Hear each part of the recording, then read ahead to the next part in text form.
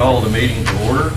Are there any additions or changes to the agenda? If not, I would entertain a motion to approve the agenda as submitted. So moved. Second. Motion been made and seconded to approve the agenda. All in favor, please say aye. Aye. Opposed? Motion carries. Minutes of the August 11th and 22nd meeting. Has everybody had a chance to look at those? Move we approve those as printed. Second. Motion been made and seconded to approve the minutes of the August 11th and August 22nd meeting. All in favor, please say aye. Aye. Opposed? Motion carried. Mayor and Drew, it's always nice to have you. Do y'all have anything you'd like to visit with us about today? I've got a quick question to ask for Tony or Jeff. Do you guys have an extra copy of your budget that I could go over with as you're discussing it today to approve? I do. I have one, Ken. Okay. I haven't seen it yet. Yeah. You go through it as you guys are going through it. Sure.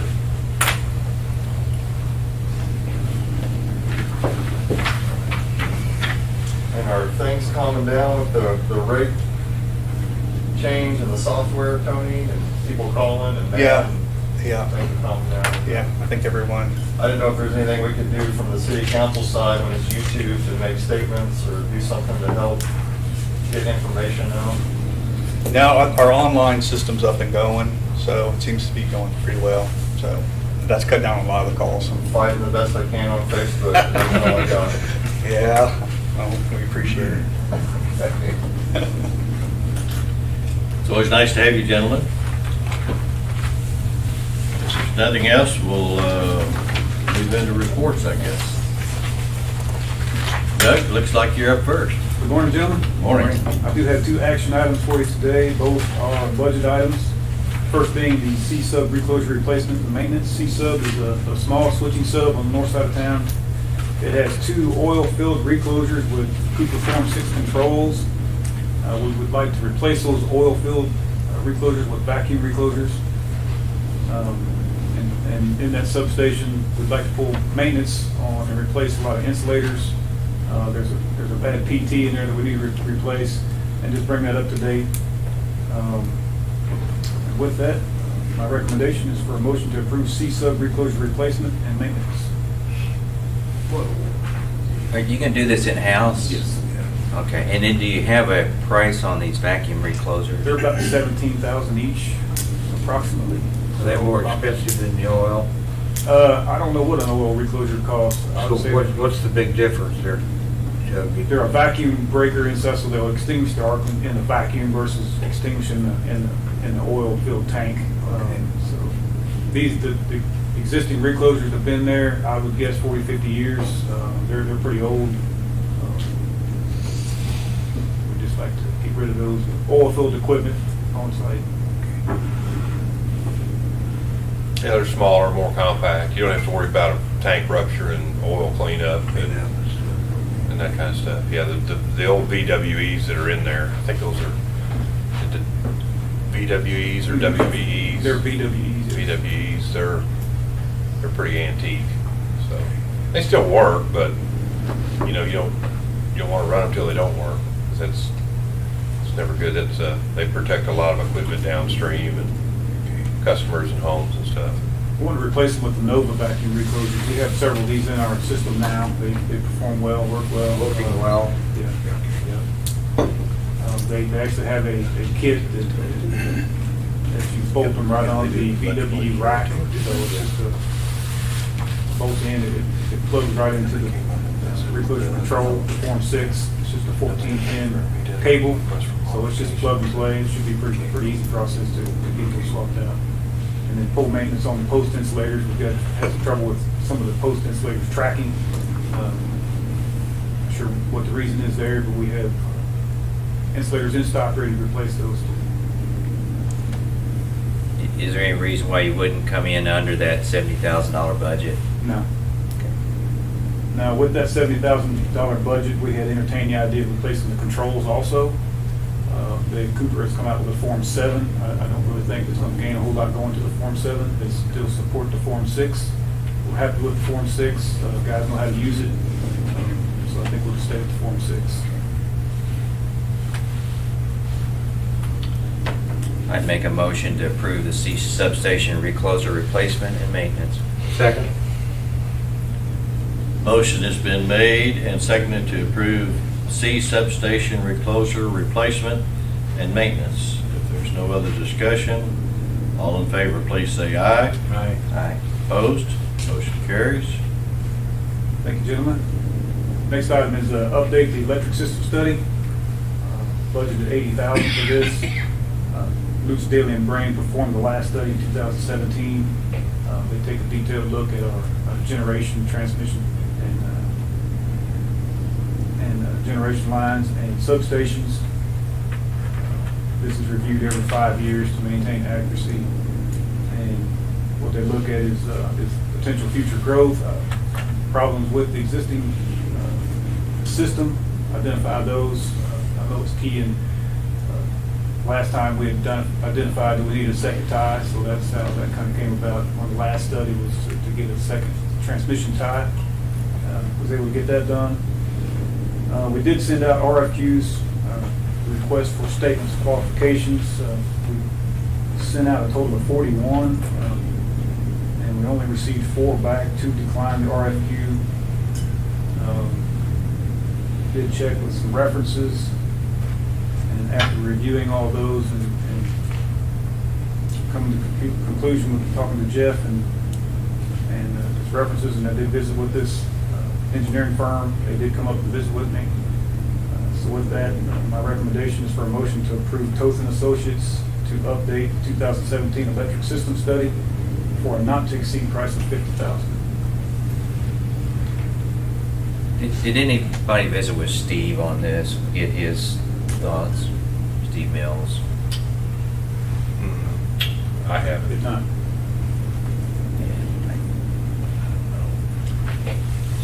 Is this pressing? I wouldn't say it's pressing, no. And I guess the only reason I ask is because we'll have another meeting on the 15th, and Steve, you know, we have the Yeah, I don't paperwork think there's here. a, That's my only thought. You want to put it off till the 15th? Would that be all right? yeah, that's your guys' call. Okay. You want to make a motion to table it until the Yeah, next? I will make that motion to table this until the next council meeting. I'm sorry, the meeting. next board meeting. You want me to try to set up a meeting, Steve, to try to discuss this with you? I just want us all here and have a chance for Steve's input. All right. Yeah, I second that. okay. The motion's been made and seconded to table this issue of electric system study until the next scheduled board meeting, which is the 15th. There's no other discussion. All in favor, please say aye. Aye. Motion carried. Doug, I did have one other question. So you did get a second quote. There was, you said 4 responded, 2 said no quote, but then, so were there 2 quotes? There were 4, we sent out requests for statements of qualifications, and 4 were sent back. Okay, So we did have a total of 4. but 2 2 declined. declined. So then the other 2, We sent 2 confirmations that they declined the RFQ. We didn't hear from anybody else. So, the people we heard from 6, 2 declined, and we received 4. okay. If that makes sense. And was there pricing? No, it was no pricing. I mean, No price. other than what I spoke with Toth on cost at that point. Yeah. I asked Okay. them to discuss pricing, but it was more what their qualifications were in their firm and their staff and previous projects they worked on. You know, I did call references on Toth. I did try to call 3. I had to leave 2 messages. I haven't got a return call from the 2, but I did speak to one individual. He spoke highly of them. Said that they've worked great together on several projects, identified issues on their system, and some strategic backfeeds and some tie points that they needed on their system that that came in handy in some recent activities that they've had on their system. He was very glad that they'd done that. And then that company was able to come up, so we opened them on the 24th. I spoke with the vice president of the company on Toth on Thursday. They were actually able to come up and visit with me on last Friday, so I was able to talk with them about this. And they were able to share with me some previous studies that they've done for other cities and towns, and it looked like what we're needing. So. And Toth is who we use for our rate study. It's a different group within their company, but just a little background on Toth. We had them do some work for us back in the 90s, early 90s. Instead of Toth and Associates, it was Ledbetter and Toth, so it was a different company, but the Toth part is the same. And somewhere in the late 90s, I think Toth went out on his own and then started Toth and Associates, and has been, I think they've got 60 engineers. 60, yeah. They've got they're civil structural. They're not surveys, Burns and McDonald or Black and Veatch, but they're a good sized firm. I think that when Doug and I sat down after the RFQ and evaluated the 4 proposals we had, and I think Toth had the staff and the background to really fit our needs. I think they do a lot of municipal work. They do a lot of work for co-ops. And they got a really good customer base and a very good reputation in the rate study world. Their staff on that end, MPUA surveys. I think MPUA put a survey out. They by far lead the way on rate study analysis for municipals in the state too. So, Doug and I sat down, discussed it, looked over the RFQs that were submitted. Very, very, very impressed with I think what they bring to the table for us. The LDB had been a good firm for a long time, but I think this latest project we had, I don't think they met our expectations in several areas. And you're looking at them, and then of course we've got Burns and McGowan now on Nolan's project. And when you're dealing with several at one time, you can kind of compare what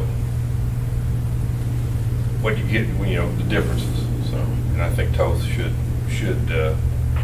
meet or exceed any expectations we have. So, just my 2 cents on. Doug, I might suggest you try to get a hold of, in touch with Stephen before the next meeting. He's pretty busy, and just to come in and throw this on him. Okay, Give him a yeah, little that's a good thought. pre-warning, Mhm. and have a good talk with him about this. Sure. Yeah. All right, just a few updates for you. Southeast substation, we did finish the oil containment system. It's all been backfilled. The general installation material did come in. We're working on the 13.2 kV side with 13.2 kV bus. We've got that put up and done.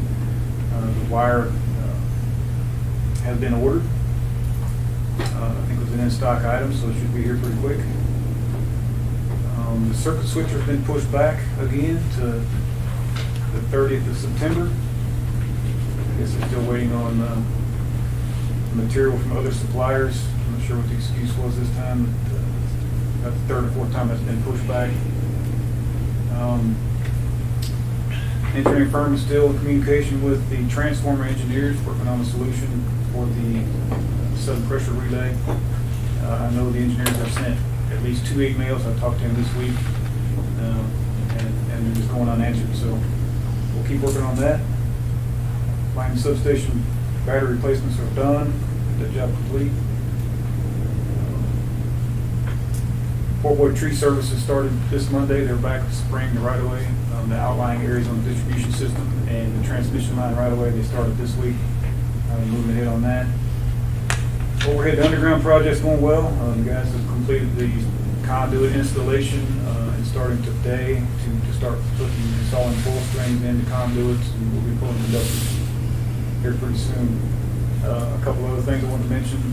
We've had a couple requests for the use of a bucket truck or a line truck. One is for Missouri Valley College to take a photo at the corner of Morrow and Conway to recreate a photo that they took back, I can't remember when that was, back in the 90s or 2000s. For photos, so one of the MMU employees, one of my guys likes to take the bucket truck down, take it up in the air and take a photo for them to try to recreate a photo with all the existing upgrades that they've done around that area on that campus. And then the others for Saline County Fairgrounds, their lower arena, they bought new lights, put LED lights on the lower arena, and they would like our assistance in changing those lights, potentially changing poles if they need changed. So my guys will volunteer their time to take a truck out to change those lights. So if the board doesn't have a problem with that, we'll try to get that taken care of next 2 or 3 weeks. Just wanted to mention that to you. It's good PR.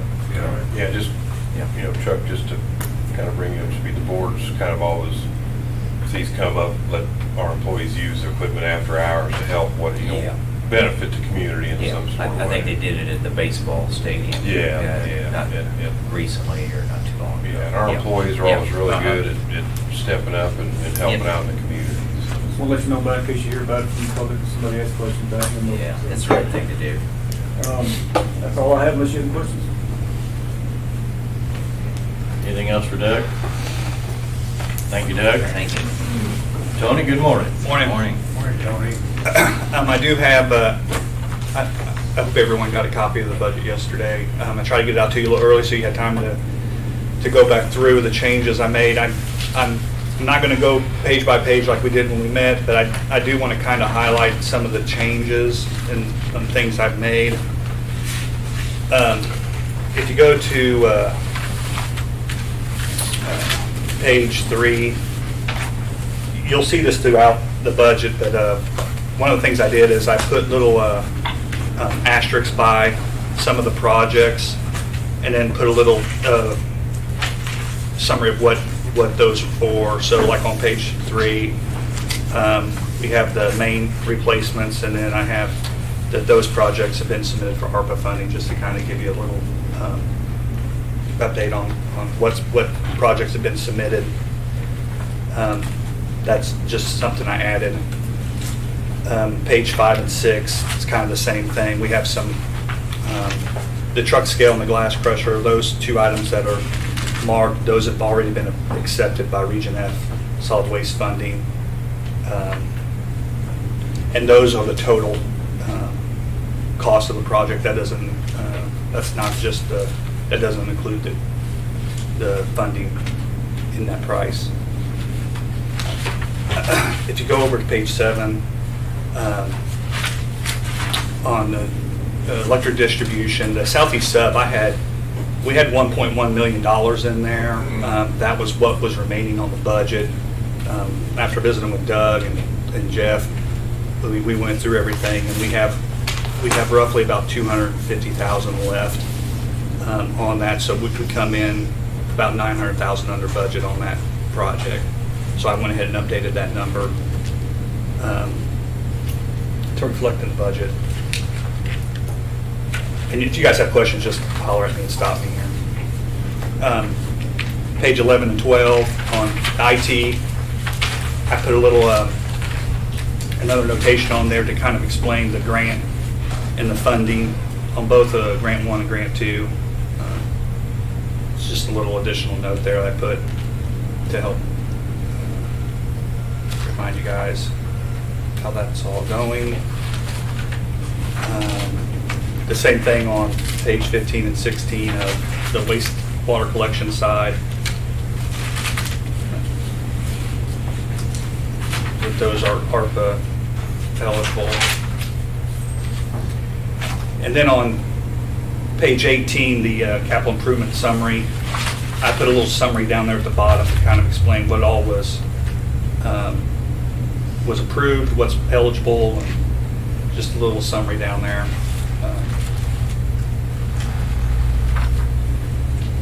And then going through the 5-year, I have the same notes on there with the same little asterisks on there to explain page 21, we do have an auto tie baler in the 5-year budget for the recycle. So I put a little note there to say that it is eligible for Region F. Just trying to get as much detail as I can in there.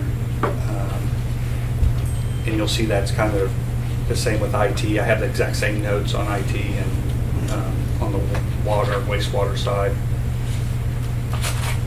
If we go to page 26 of the financial statements, when we met, I had the budget at 23, the same as 22. I hadn't gotten to it yet. Now I've kind of had a chance to go through it and want to try to explain some of the things in here. The revenue side is pretty flat. You do see that the other operating revenue is up a little bit, and that's the increase in interest income. T-bills went up. We're going to see that go up. On the expense side, we are looking on the water side of expenses, 13% increase in operating expenses. And kind of like I explained in our meeting, you know, the plant, the distribution, transmission, admin, that's all kind of going to be jumbled up with restructuring of with the software and how I've kind of reorganized and how we're now not capitalizing wages going forward. And so those numbers are going to look, but you see the overall operating expense is going up, and included in that is you'll see that we did, I didn't mention it back on the water treatment side, but we did add the study, the $120,000 study. That expense is included in that 13.45. And then Grant has an operation system study too for $35,000. That's included in that. That's an expense that's included, because those two items won't be capitalized, if that makes sense. I did include as if we were fully staffed, so Grant's positions are all included in there. The well maintenance that we do every year, $55,000, that's always been included in the expenses as well. And just try to give you some, I highlighted some things, you know, down at the water treatment plant, the big expense down there is the chemicals to treat the plant. I think we spend roughly $200,000 in bleach and $170,000 in lime. So those have went up a little bit. And interest expense on the loans, you know, those are updated every 6 months. So we went from T-bill rates of 0.06 to 2.5%. So there's a $25,000 increase in interest expense that I budgeted for this next fiscal year. I don't know if you guys have any questions on. What did you say the increase administrative in general? What drove all that increase? On admin in general, Yeah. the big increase is going to be the study, the $120,000. Wait a minute. It's from the draft, it's a lot lower. Never mind. Oh, okay. Yeah, I'm looking at the draft. Okay, it's lower. It's 37%. Yeah. Yeah, and a lot of that is Okay. how I've kind of restructured plant distribution and Okay. So, and you'll see also there that the pay in lieu of taxes has dropped there quite a bit. And a lot of that is, we had fire hydrants and fire hydrant depreciation grouped in that pay in lieu, and I've broken that out now, and it's not included in there, so that's why that's dropped.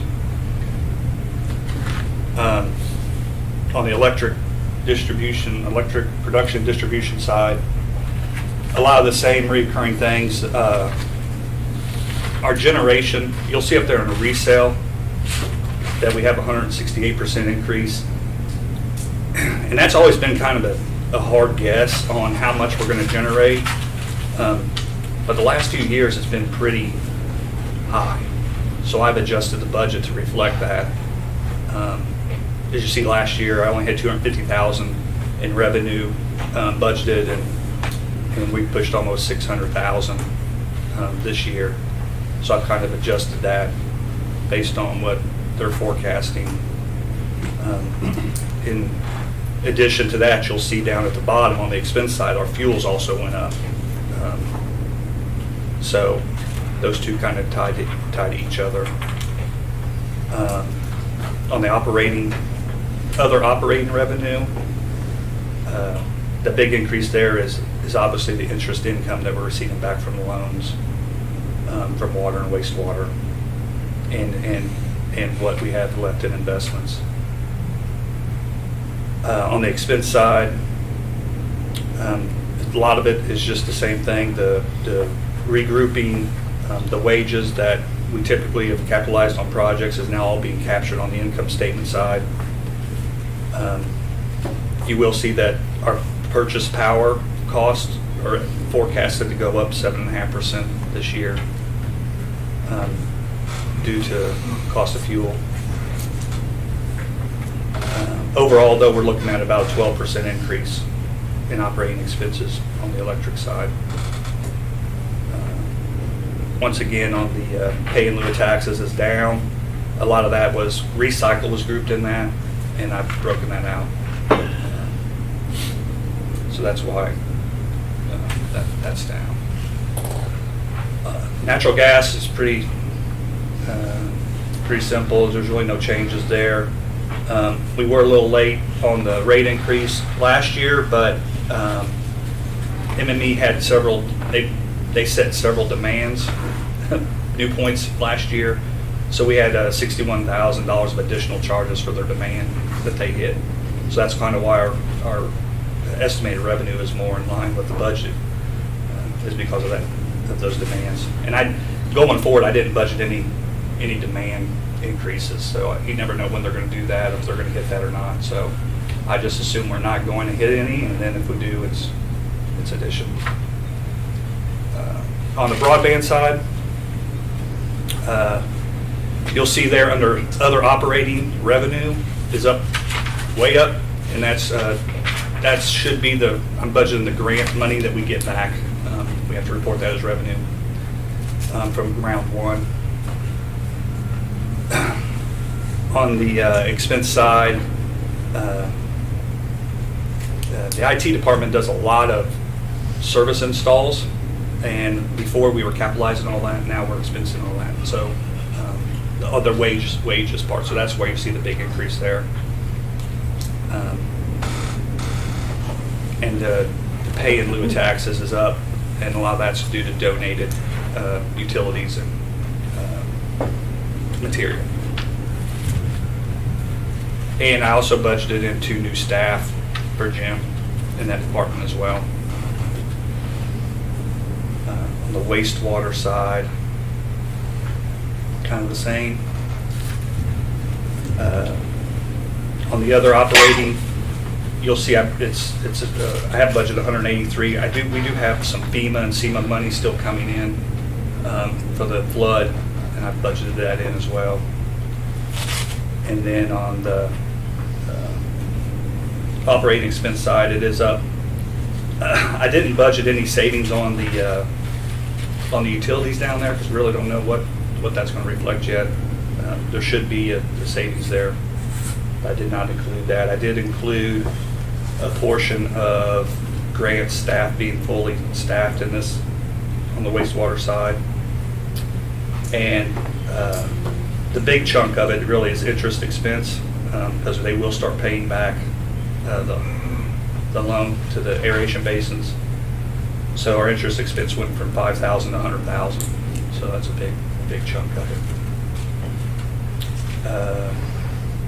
Do you guys have any questions so far?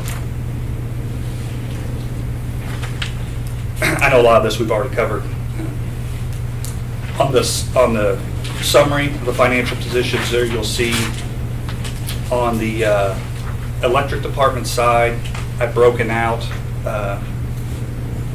the loans that we're receiving back from each department and the city.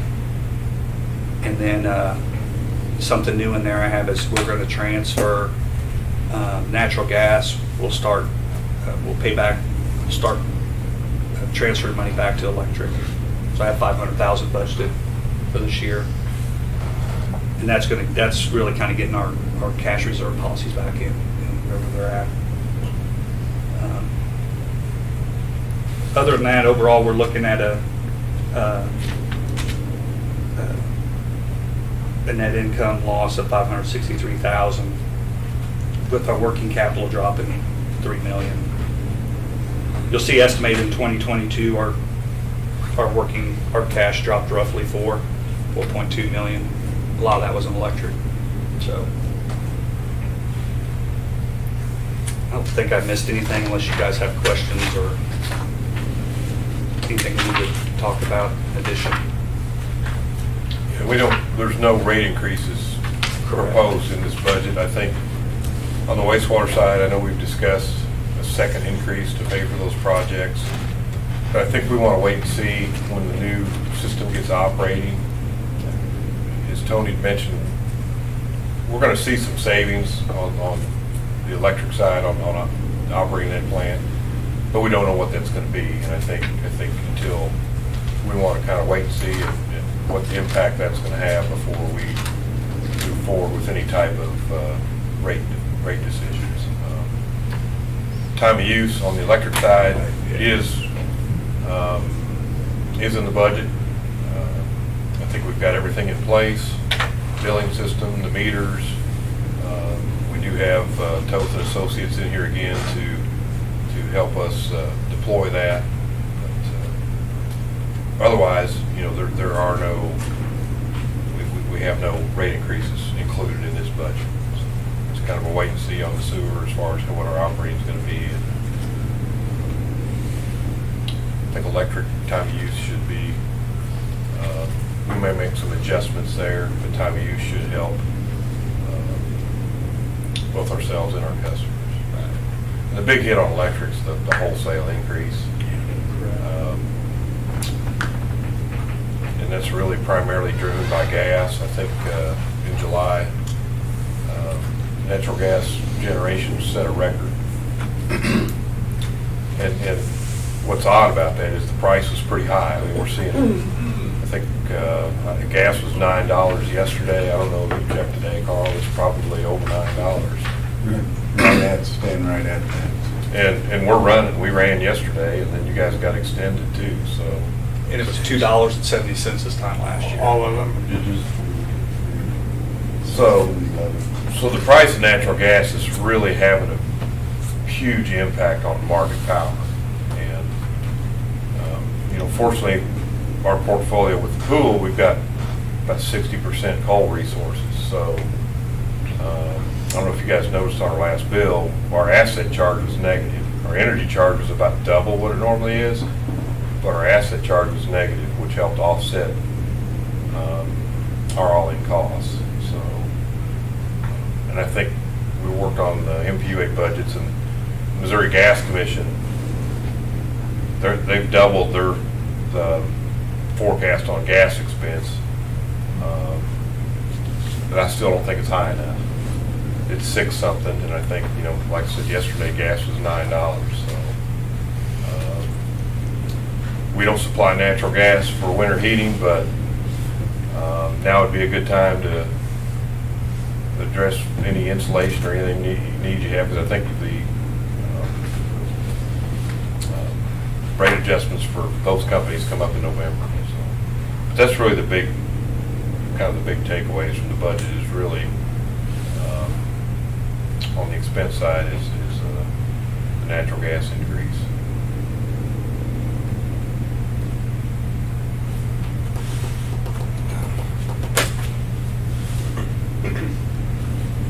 Mayor or Drew, do y'all have any questions regarding budget? Not right now, too many numbers to be read this quick. Appreciate it.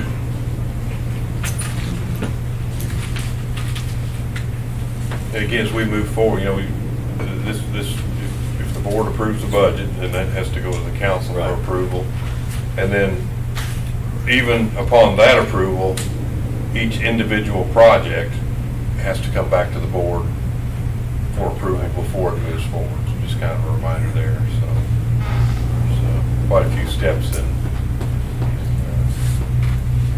So if I look at page 32 and I look at the summary, well, yeah, down there on the bottom, page 32, and look at estimated 2022 and budget 2022, 10 million versus 4.2 million. Mhm. So our estimate came in quite a bit lower than our budget.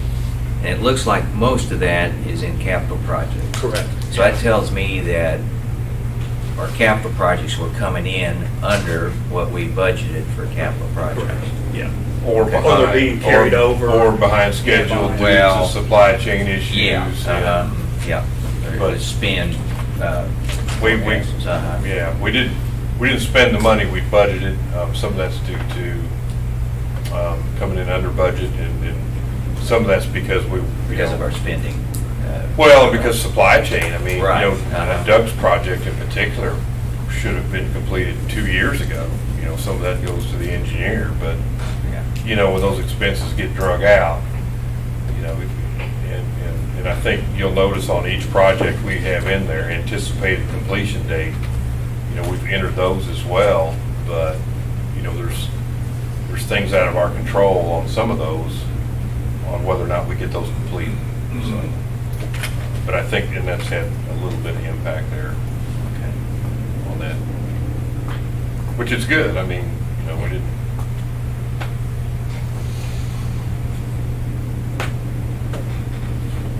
Tony did a great job.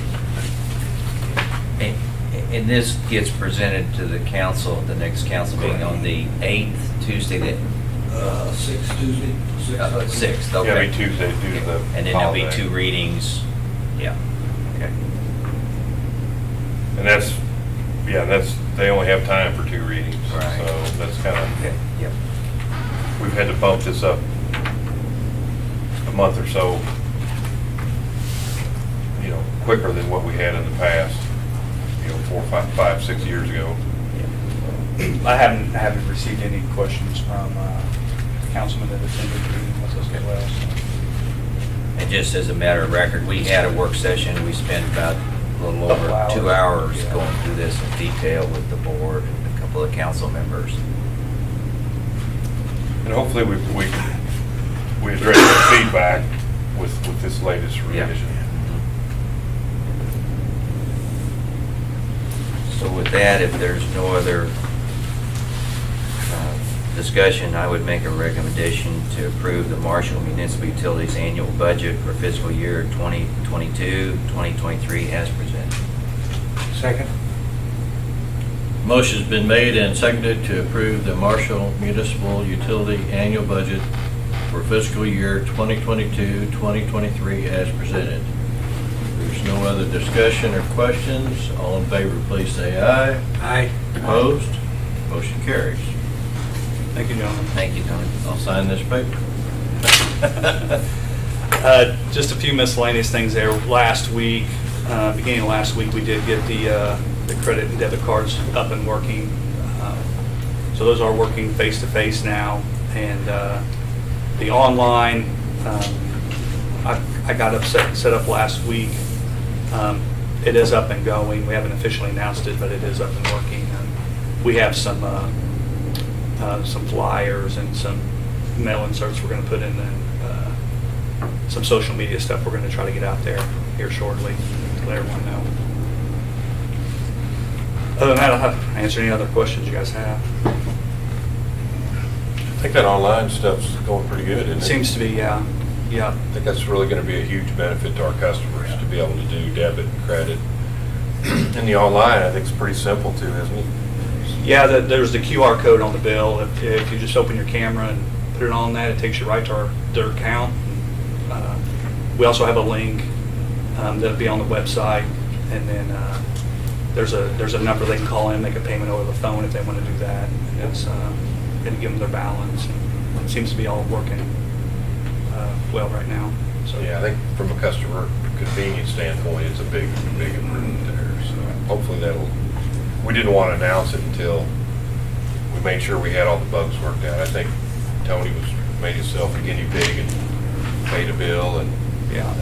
But yeah, hopefully we'll get that launched. I think there's some people using it right now. There's quite a few. I think I hadn't even had it set up yet, and there was already 100 people registered on the website. So people were anxious to use it. And then I tested it over the weekend, the online, and when I came in Monday, there was already 5 or 6 other people that had already got on there and paid. So yeah, it seems to be working pretty well. Anything else for Tony? Okay. Thank you, Tony. Travis? Morning. Morning. Just some updates. Filter media replacement project. That first filter they did, it's back in service. Haven't had any issues with it at all. They actually did show up late Tuesday afternoon and then yesterday, and they already have the other one cleaned out. Great. What they did find, this one wasn't all solid and everything like the first one. So there will be a cost adjustment where it's gonna come in cheaper than what they said. He made a point to tell me that yesterday, so, which is good. So I don't know, didn't get an update from them before they left yesterday. So they should be ready to go, start replacing the media again. So. Is there any logical reason why there's such a difference? I'm not sure. Okay.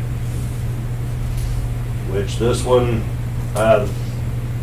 yeah, I really don't know. Lots of variables. Yeah, Well, I understand that, but I mean, that's pretty extreme. exactly. Yeah, the other one had to be jackhammered and everything else, and then this one, nothing. Are they So- side by side, or are they, I know they're apart, Well, it's one filter in between them. but, okay. The first one we did, that was the, mid-60s edition one, and these are the original from the 40s that they're working on now. The blocks are similar, but there is definitely some difference in them.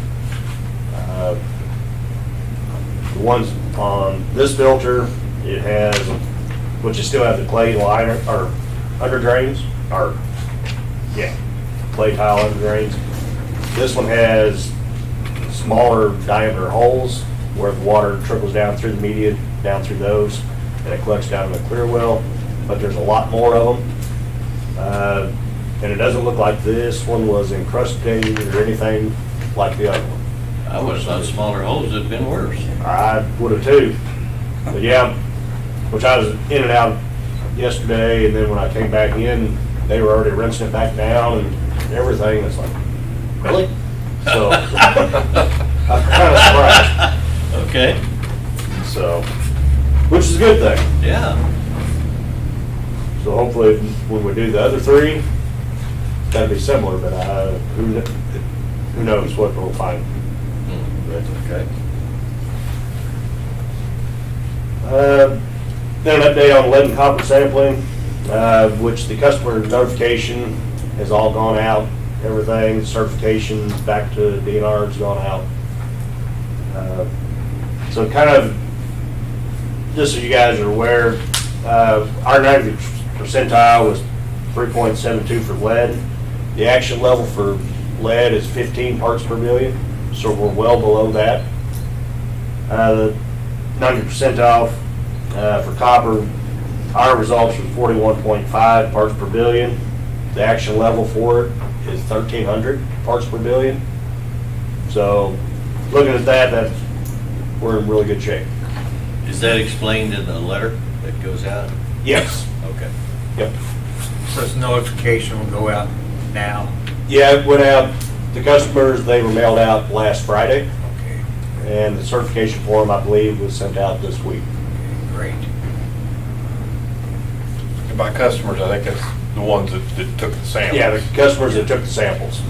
We had 30 different customers that took them for us. And then some updates on the air compressor. It has been repaired. And same with the concrete wall. That particular section of concrete, that's been complete.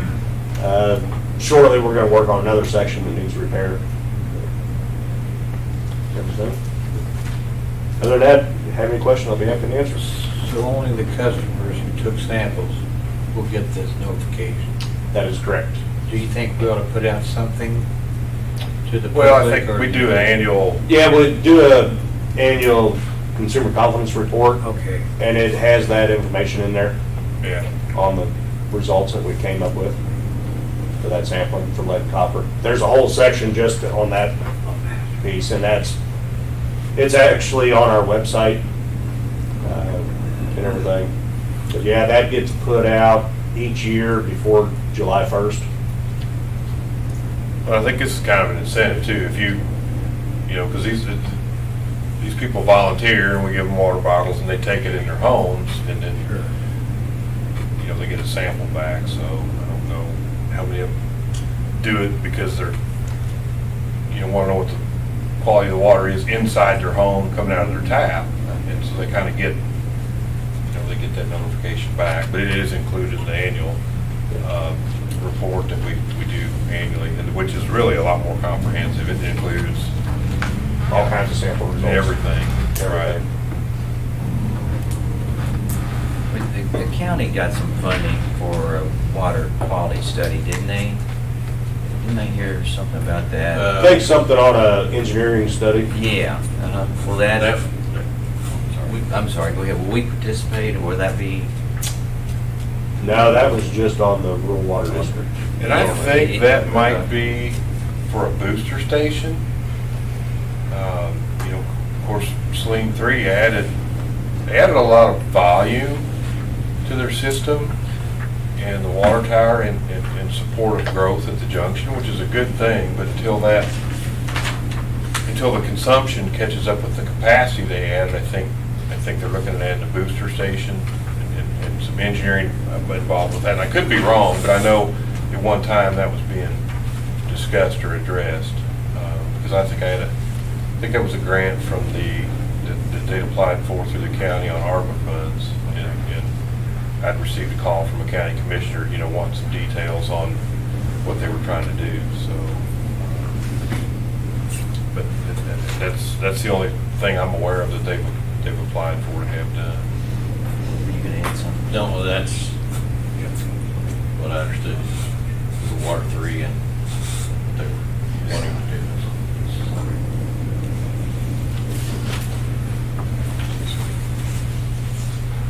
Drew? Can I ask a quick question about the water sampling? Yes, sir? Do whole house filtration systems or water softeners affect the results of those tests?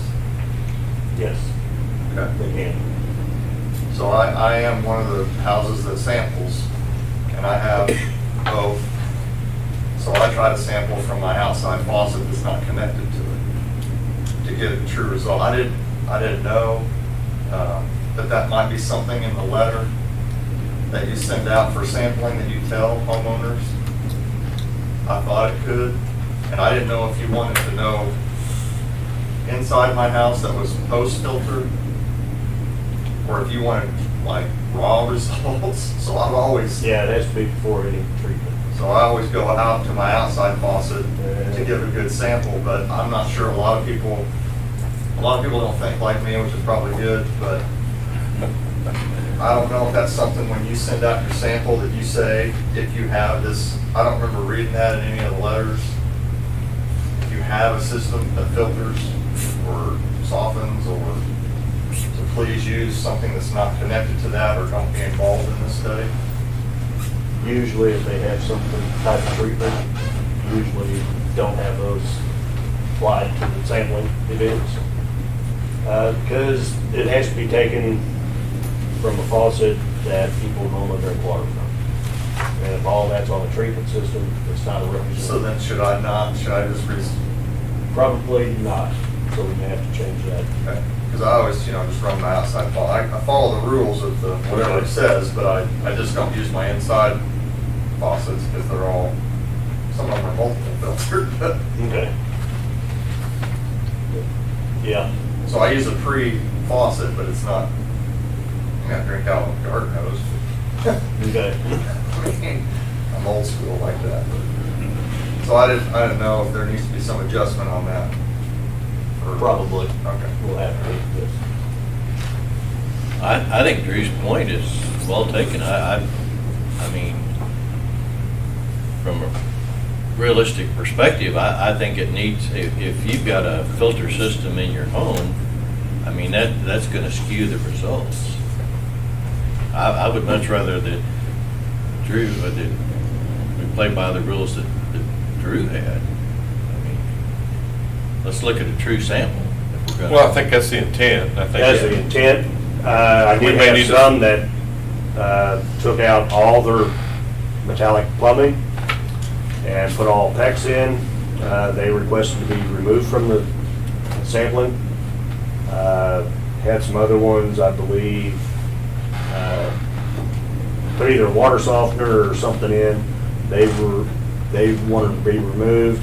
Had other ones, they just wouldn't respond back, so we had to change sites and everything too. So, yeah, we need true results. Any type of filtration, water treatment system, anything like that, that skews results. And, yeah, Yeah, we may just review our letter and make sure we're clear, because the only way we know what's in their home is if they tell us. Right. We need to make sure we're soliciting that probably. And make, and a lot of these sample locations, it was just people that have sampled for years. So, and if things have changed over the years since they started, yeah, it needs to be updated and everything. we have great water. I don't know why Drew would filter that. We make really good water. You don't want me to answer that question. Well, with what's going on in Mississippi, I think. Yeah, that's a bad situation. And we're on the other end of that spectrum. Fortunately, we got good staff and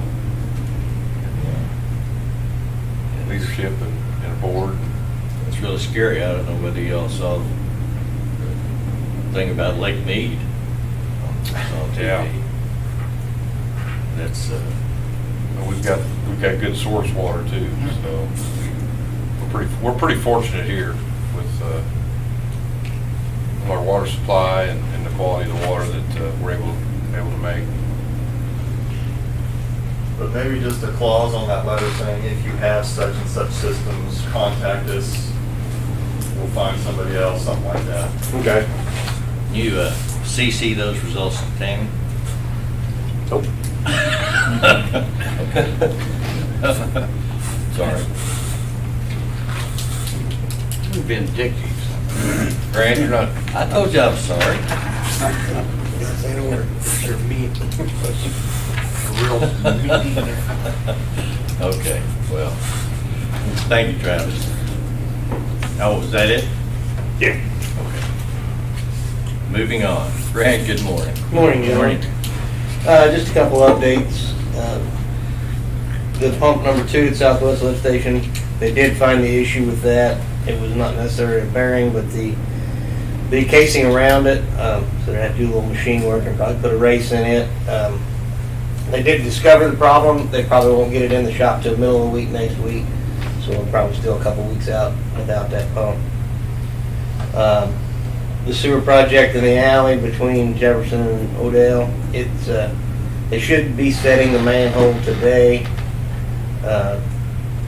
I think they're about ready to set shoring, should be by this time. Getting ready to set shoring, so the second manhole should be set today. So that project's moving forward. It's kind of a slow pace, area's tight, a lot of stuff in the way, but that is progressing. But that's all I have unless the board has any questions.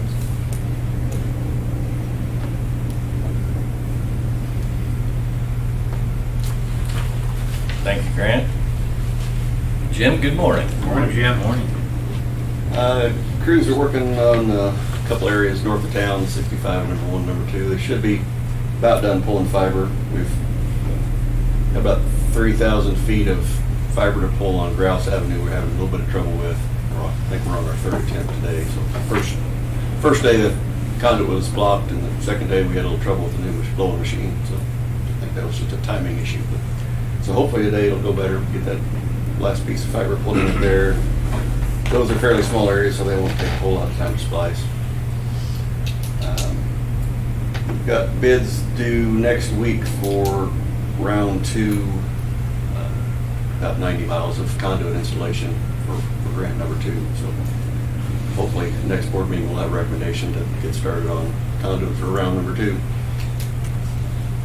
I think Coleman is done with 15 of the 17 areas in the first grant. He's called in locates for the part of the next area. And he's getting close to being done. We're probably going to be running out of conduit before it gets finished. Probably have a couple week wait on conduit, but went through quicker than we thought anticipated. Delivery's a little slower than we anticipated. So other than that, answer any questions if you have any. College kids keep you busy? It's seemed like it was a slow start the first part of August, but the middle of August it picked up pretty good, and it's still pretty busy. During the summer, we were able to do about 2 or 3 days of installs and 2 or 3 days of construction, and now it's about 4 days of installs and 1 day of construction. So it seems like they moved to town, but they haven't decided where they're living yet or something. I don't know, but it's still carrying over for a couple weeks. So 43 is a nice addition. yeah, it's 3 weeks worth, but yeah, there's a lot of college kids. Any questions for Jim? Thank you, Jim. Nolan, good morning. Morning. Some updates. On the aeration project, the blowers are set now. I think there's still one section of bridge to be set, and that will be complete. So the hand railing is starting to go up. I'm still planning on finals, start cleaning one of those out the beginning of next week. And there's going to be some changes to the driveway based off of yesterday's conversation. It was initially supposed to be asphalt. They changed that to concrete, but their crane actually tore up more of the asphalt that was there than they expected it would. So they're actually going to replace more of the road than they originally anticipated. So, we did have a recall on our spreader truck. We're not using it. Based off the recall, it says we can, but it's a potential steering issue. So we are elected not to use it currently. Hopefully parts will be in October. We're still waiting to hear back for that for certain. And FTC is scheduled to be here next Tuesday. Be happy to answer any questions you guys have.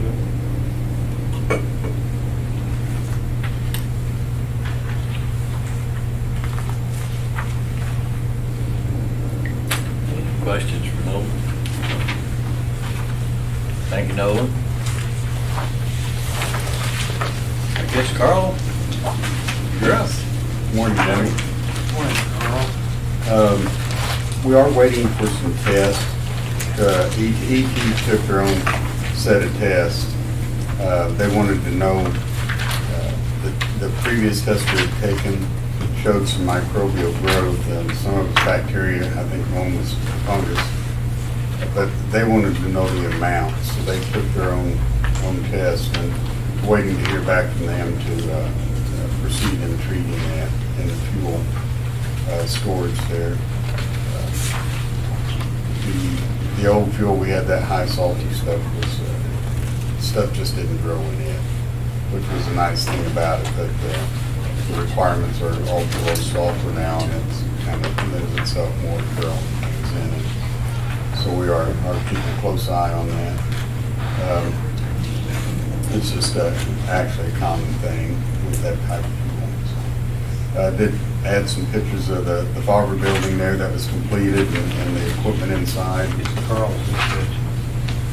That's the building itself.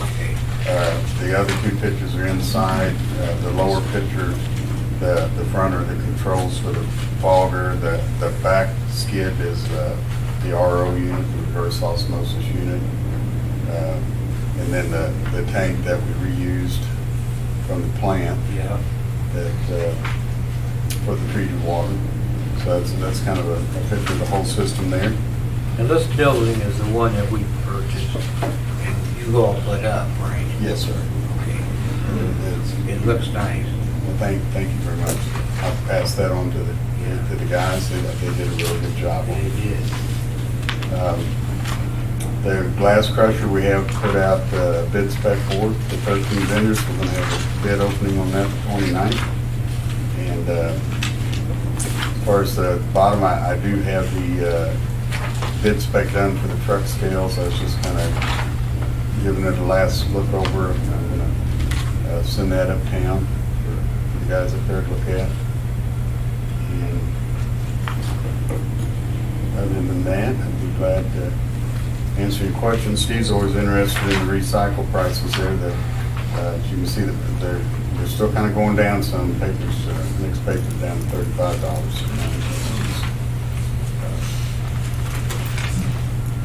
Part of what staying steady at the moment. I'd be glad to answer any questions if you have any.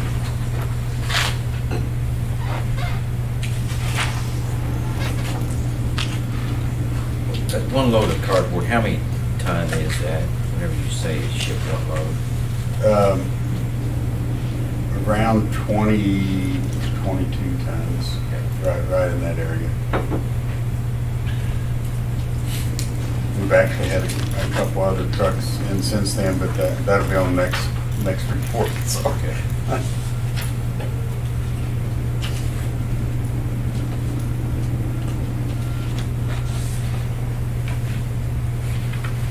Any other questions, Carl? Thank you, Carl. Thank you. Megan, good morning. Morning. Morning. We were able to activate our ancillary open enrollment on the 29th as scheduled, and about 2/3 of our folks have already got that completed. And then just an update on vacancies. Cole Skinner did start this past Monday in the groundman position as planned. And other than that, I'd be happy to try to answer any questions.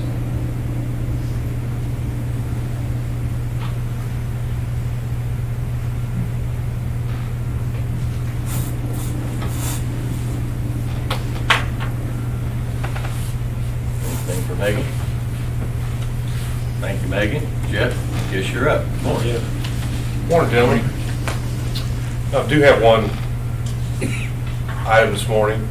I guess it's an action item, but no action is probably what's recommended. It's for the MMU MSDC agreement and MMU's involvement in that organization. My recommendation would be to continue that. I know our director's working hard, and the board is got some board members that really forward thinking and put a lot of effort into that. And economic development's tough. I mean, it's you can work hard and for a long time, and results are hard to come by. But I certainly think we have to continue doing that, and that's what we're doing here. So. But by taking no action, it renews automatically.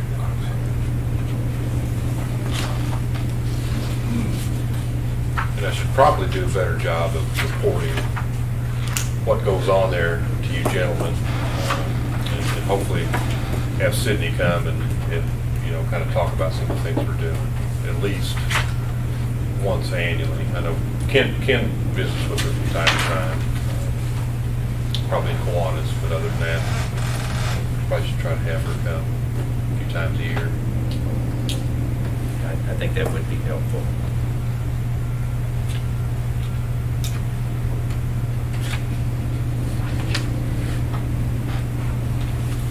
Anything else you'd like to share with us going on? Not on that topic.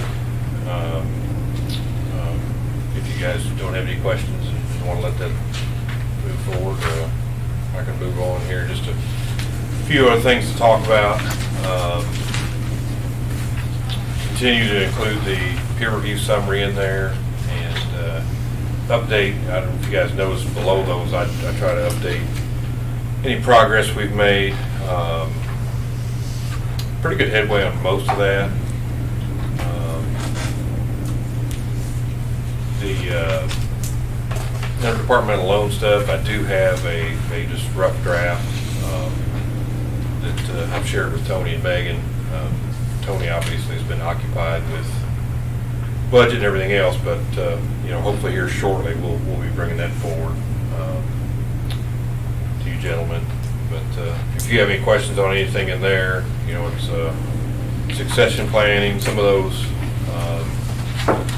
take a little bit more time than others, but I think we've made pretty good progress on most of those. Have been at MPUA meetings Tuesday and then yesterday. As I kind of mentioned, we're working on the MPUA budget, MOPEP budget, all those different budgets that fall underneath that umbrella, MPEP, SWIMPEP, and those we just reviewed and then we approved to move forward to their individual boards or whatever. But the big topics down there were price increases, and not just on natural gas and wholesale power, but pretty much everything across the board is going up. So budgets are really tough right now. Prior to that, I did have a MOPEP meeting and a virtual ownership meeting. What we're seeing there is the value for capacity in the electric market is going up. SPP seemed to be okay this year. MISO, with their capacity, they do a little bit different than SPP. When they took bids and went to market, and capacity went from in the dollars, $2 to $3 to into the thousands of dollars because they're short capacity. So we submitted to SPP about 4 years ago reimbursement sheet. We're supposed to be made whole whenever we run.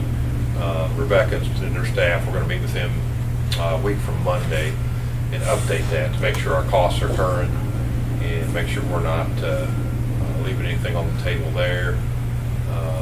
SPP is also changing their rules on capacity and how they credit that, and we feel like we're in a pretty good position. Carl and his group do a really great job over there. I see our capacity payments going up. It didn't reflect it in the budget. I don't want to forecast something in there that we don't know and make it look better than what it's going to be, but I'm pretty confident we're going to see an increase in our capacity credits for the units we have, both in SPP and in the pool, because I think they're going to treat those kind of both the same. So, I think some of the discussion down there is they want because there's 35 pool members and there's 15 or so of those that have generation, 15 or 20.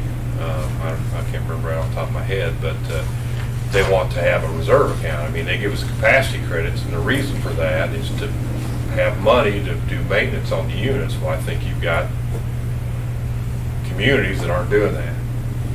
They're going out and buying police cars and other things, and what's going to happen is they're going to put it in there where you have to show where you've got a generation fund and that you're spending money on those units. We compared it a lot to outage reporting. Everything we do with our units and the money we spend, and Carl's got a good example in here, the fogger, and I think next year he's got circ water pumps for 10 and 11, and we did an inspection with some of that funding that Tony started that generation fund. So I think we're doing a lot of those things anyway. So,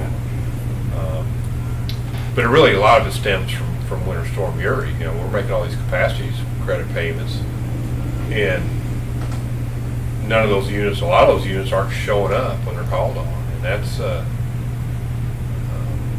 you're just spending money and not getting anything in return. So I think they're going to try to tighten that stuff up to make sure where we are paying for capacity, that capacity's being maintained and will show up when needed. So You have any idea when might take place? It'll be here fairly soon. SPP's making changes. Like I say, we're gonna have a meeting here. And that's kind of with the three cities, because there's, out of the pool, there's 3 cities that have units registered in SPP. Us, Chillicothe, and Higginsville. Chillicothe and Higginsville are a little bit different because they have units larger than 20 megawatts.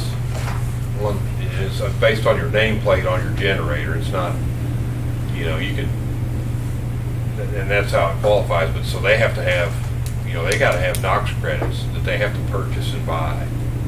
And so there's an issue there with the pricing of those, whether those can be submitted to SPP for reimbursement. We're in a lot better situation. Our unit's 14 megawatts, so we're under that 20 megawatt threshold. But, you know, we talked yesterday, the coal units and those units on the books to be retired, I mean, the hole keeps getting deeper. Natural gas, you keep leaning on it. The record was just set in July. And, you know, with this dispatchable power resources, our units, like I say, right now is valuable or more valuable than they've ever been. And hopefully we see that reflected in the capacity credits. But yeah, I don't know when that'll be. But I'd say, sounded to me like, and this was our just first discussion, but we're going to move that way pretty quick. So that's some of the highlights on the electric side. We've got our annual meeting is the first part of October. Yeah, a lot of things, good things going on at the pool level. Continue to update you guys on this stuff. With everything that's gone on, especially with the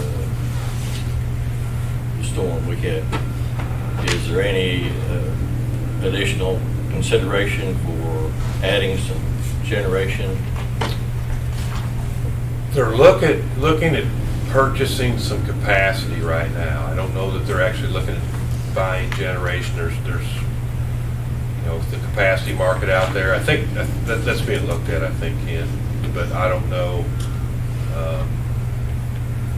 how seriously at this point. I think it's just kind of in the beginning stages. The tough part is you know, the state of Missouri only gets so many NOx credits, and they didn't have enough last year. You know, so and I think Carl and I talked. I think natural gas emits more NOx than coal, or not coal, but diesel.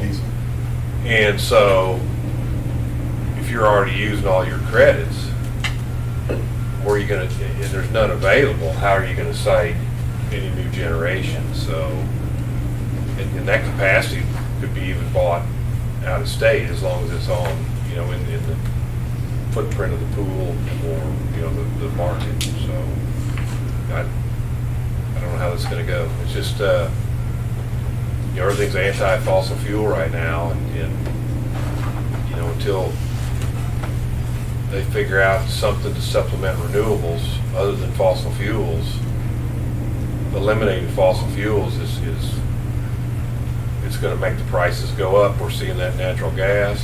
You know, I think the conflict in Europe probably has an impact on that as well. But we're in a situation right now where power prices are going to be tough. When you start leaning on gas as hard as it's been leaned on, and you know, supply and demand, and $9 gas is, I don't know what's that translate into per megawatt hour. Well, a little over a year, probably a year and a half ago, gas prices were about $2.35. So, I mean, they're tripling, over tripling. But yeah, what's 235 gas equal on per megawatt hour when you generate it? In the $60 range? Yes, we have, well, and it kind of depends on your heat rate.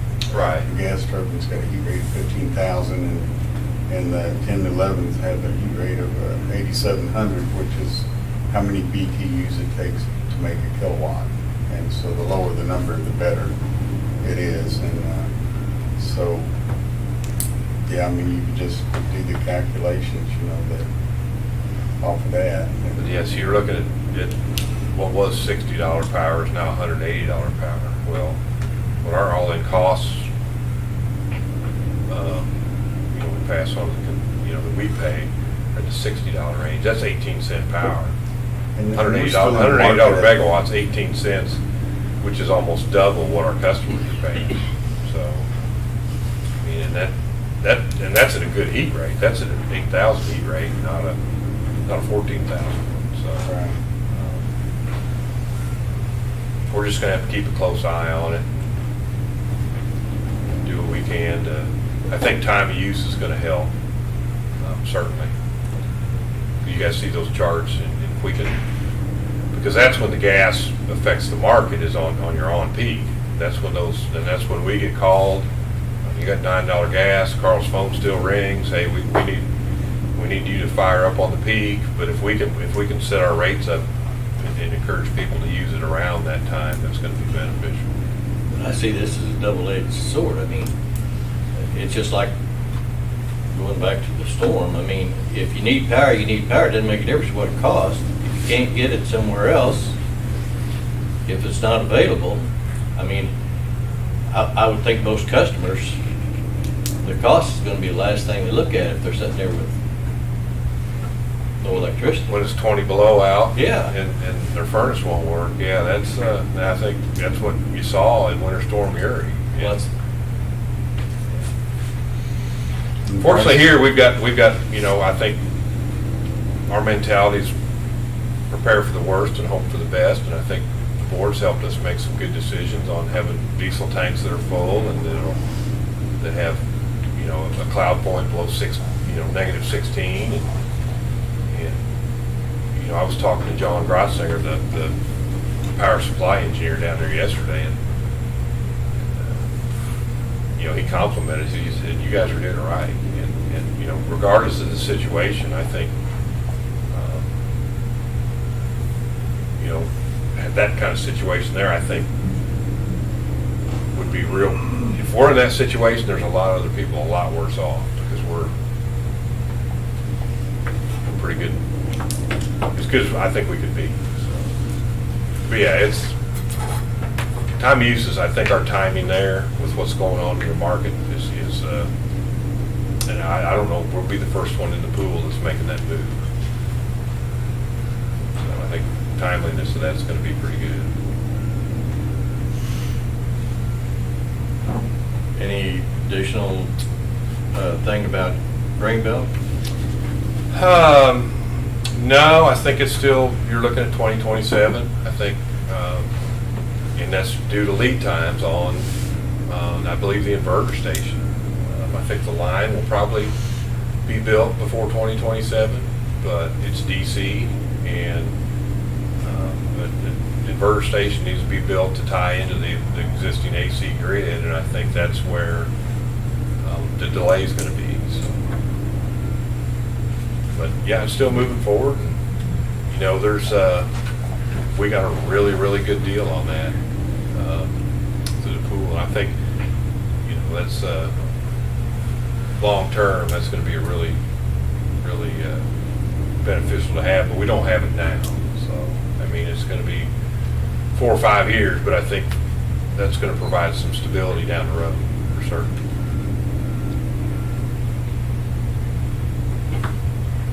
Anything else for Jeff? I don't know if this is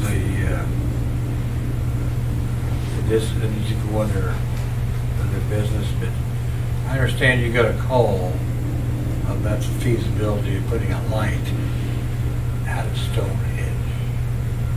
I understand that. Right. Yeah. Are we going to plan to look at that? I've talked to Doug. I need to get back with that gentleman. About feasibility and costs?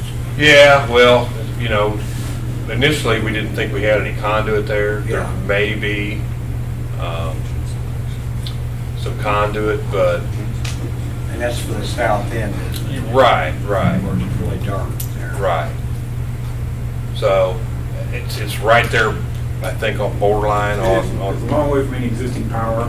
We'd have to feed it off the 3-phase pedestal, which Pull in You know, 400 if you're feet of gonna see primary. single-phase line, put a $5,000 single-phase transformer there to feed one light. I mean, that's kind of our options up front, unless we do something overhead. I mean, Yeah. Overhead wouldn't be too good there. No, I don't think that would make anybody very happy. Yeah. But yeah, I did have a call from a gentleman and got with Doug, and I think we just looked at the plans, because at one time that's platted to go around to the south, and then back to the east, and then Yeah. and then wrap around the course there, and that had already been designed. So, Yeah. but It's all been platted, hasn't it? it's been platted. I think the electrical design was done probably 10 years ago, 15 years ago. We did find a note on the existing stuff where the conduit had been stubbed out somewhere around the cul-de-sac area there. So, but no, I'll get back with that gentleman and just kind of give you an update on what our policies are and kind of what's there and Okay. what we can or can't do. Yeah, be great, thank you.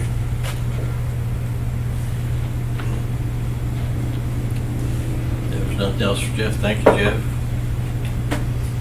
I guess we're ready for cash disbursements. Big wastewater payment in there. I think we're about a little over 3 million left. Yeah. Just under 6, I think is what we spent. Yeah, but if you look at that, we still got over $300,000 in credit. And hopefully we won't spend. I think that asphalt is going to be on them. That's not going to be any additional cost. They kind of tore up what we had existing, and they want to replace it and make things good. So I think they're trying to incorporate that in with some of the work they were going to do anyway. Been real happy with them so far. Absolutely. They've really kept costs under control. I mean, we haven't had to change orders, and I mean, the actual, I need to knock on wood. We've actually increased the credit allowance instead of spending money out of it, we've added to it. Yeah.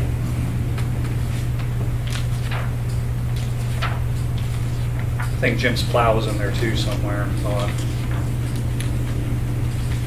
So have you had a chance to use your plow? We used it once. It was kind of borderline as far as too short to mess with, but took the opportunity. I went out to take a picture after I got done with my morning stuff, and they were already done with it, so there's no picture. Seemed like it worked pretty well. Good. It's faster than Jim. Which is pretty fast.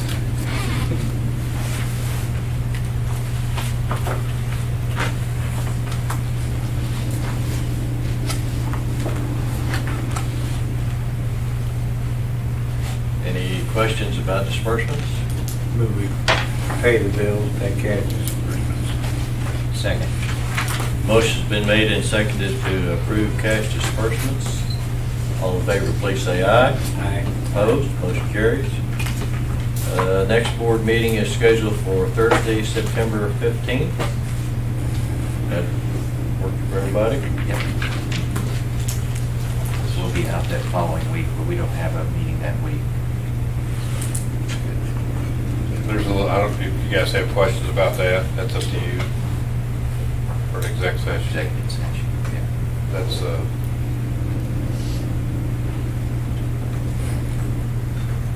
What? Yeah. it wouldn't take you a 5-minute update if you didn't mind. I mean, I wouldn't mind listening. Yeah. Okay. Uh-huh. Well, I would entertain a motion that we recess into executive session for personnel reasons? Be legal. Legal, okay. Be legal. So moved. Second. Spencer Fricky, aye. Chuck Hines, aye. And Brian, yes. We are recessed into executive session. Thank you, gentlemen, for coming. Appreciate it. Grant, you got 6 minutes. Yeah. Got that just in time.